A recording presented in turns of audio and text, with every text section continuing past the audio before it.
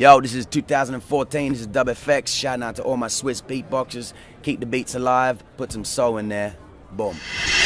We got the knees in the mouth of the beast with the fist in the air like Macho. For the hunter is hunted and sword that's been blunted by echoes of hunger and soul. 2006 was when I started playing around with the loop stations.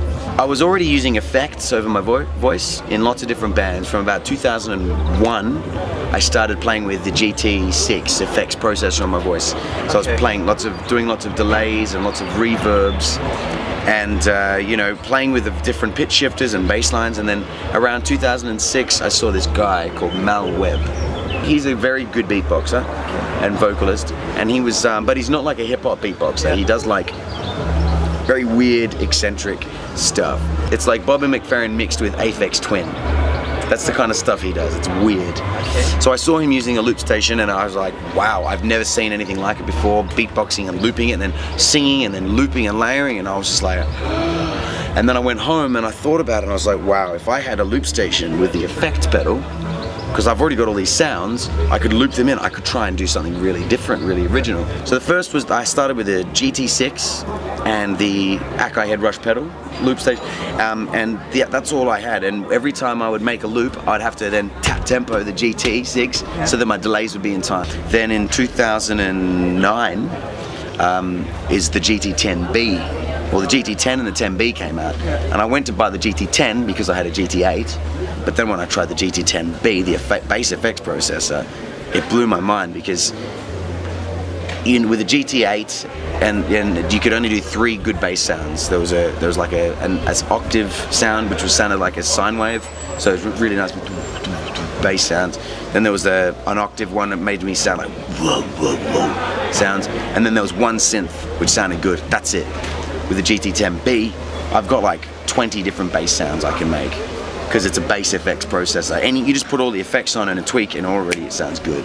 Now I'm on the GT10B and the RC505. I love that I used to be able to only use my feet. Yeah. It was a different thing. I was only using my feet, and I got very good at doing it all. But now I've got more control, because with my hand on the RC505, I've got more tracks. I've got 5 tracks. I've got filters. Can you do everything that you have in your mind? There's lots of things that I'd love to be able to do. I mean, if I could play every instrument on the planet, then yeah, I could probably do anything. It's always going to be limited. I need the limitations. That's why I never used Ableton Live, because Ableton is almost unlimited what you can do, because you can trigger backing tracks, you can get unlimited amounts of effects and synthesizer sounds, and if I've got too many options, then I just don't do anything, because it's too hard to choose. Whereas when you've got, on the loop station you have 5 tracks, and now on the 505, on the 50 I only had 3 tracks, you know, plus the undo button. So I could make 3 loops plus a 4th loop, which I could take away with the undo button and put back in. So my sound was created from these pedals. Well, the WFX sound was created from these pedals, which, you know, is amazing. For the first 3 years, I was making excellent money on the street. In fact, I would have been happy just staying there, because, you know, in 1 hour, the first time I ever went street performing, in 1 hour, I made 240 euros. That was the first time. After 3 years, I made 700-800 euros an hour minimum. Do you understand that? That's more than most people make in a week. And I was making that in 1 hour. Exactly. So 700-800 euro an hour, man. And I was doing that in Amsterdam, and I was traveling. I was following the summer everywhere. I'd go in Australia for the summer, Europe for the summer, Australia for summer, Europe for summer. Me and my Flower Fairy, we did whatever the fuck we wanted. We ate in any restaurant we wanted. We saw any movie we wanted to. We traveled everywhere. We had a van, we had a solar panel, we had hot water system. We were happy, man. Life was amazing. But then, in 2009, YouTube comes along and made me famous in a different way. So all of a sudden I started getting shows in Eastern Europe, and they started paying me lots of money. And all of a sudden I didn't need to street perform anymore, because that's the reason I did it, was to make a bit of money so I could live. All of a sudden I don't have to street perform anymore. Now when I do it, I don't do it for the money. I don't really go out to try and sell CDs. I go out there because I do it almost for Instagram and for the social media, because well, not the attention. I do it because the fans want it, and also I need it because it helps. It resets me You know, it grounds me. I'm like, if I'm in too many big stages performing in front of like 10,000, like Exit Festival with 10,000 people, it's a different show.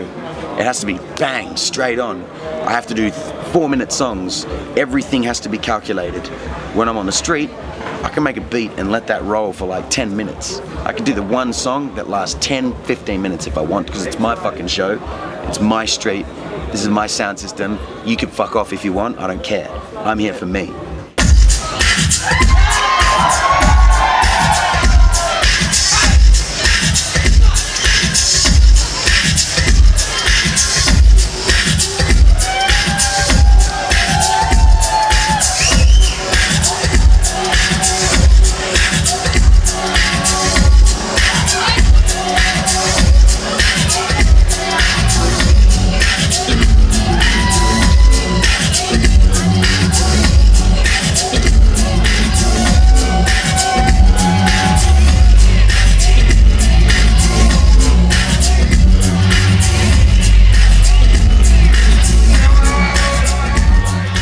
Why did you need a beatbox with your loop instrument?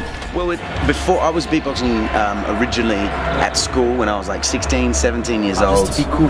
No, not to be cool. Well, kind of, but it was like, all my boys, we all wanted to freestyle, and we were freestyling about dumb things. It was more comedy, and we needed a beat. So I was always going,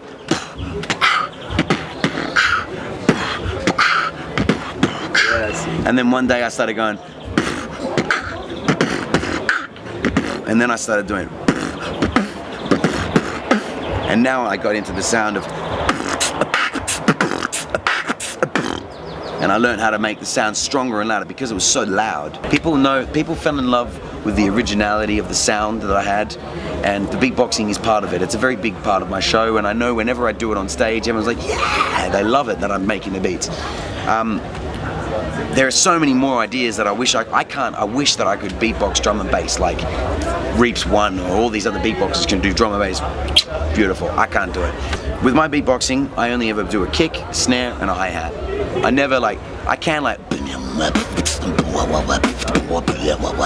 but I would never loop that.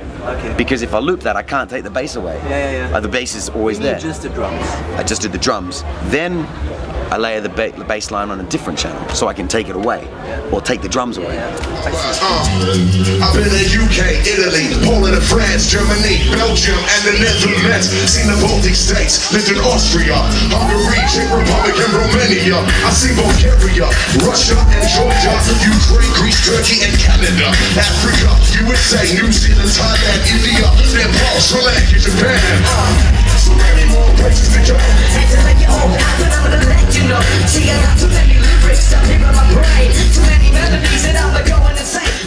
The thing about beatboxing is that it gets boring very quickly for an audience. Yeah? Whenever I see a beatboxer get on stage these days in the club, I'm always like, ugh. It's like if a drummer gets on stage and he goes, all right, I'm gonna do some drum and bass. And they do it too fast, like everyone's just like, all right, and then they stop. They go, now I'm gonna do a hip hop beat. It's like, shut the fuck up, man. Play me a song. My advice to every beatboxer out there is to don't show off. No one cares that you've got skill. It doesn't matter how fucking skillful you are. It matters how musical you are. When you go to see a show, you want to see an artist. You want to see someone lose themselves in the music. You want to see someone have fun. You don't want to see technique. Who gives a shit about technique? That's what annoys me the most. Beatboxers try too hard to show off and like, check it out, man, I can do all of this stuff. Shut the fuck up. Make a fucking groove. Make me dance. Beatboxers out there, if you want to fucking get anywhere, put some soul in there. And Loop Station is the best place to start because you start with a minimal beat, you put like a loop that, everyone can start dancing to it, and then over the top you can go do all the scratch sounds, add a bass line, make a song. Fuck technique, give me soul. That's all I'm gonna say.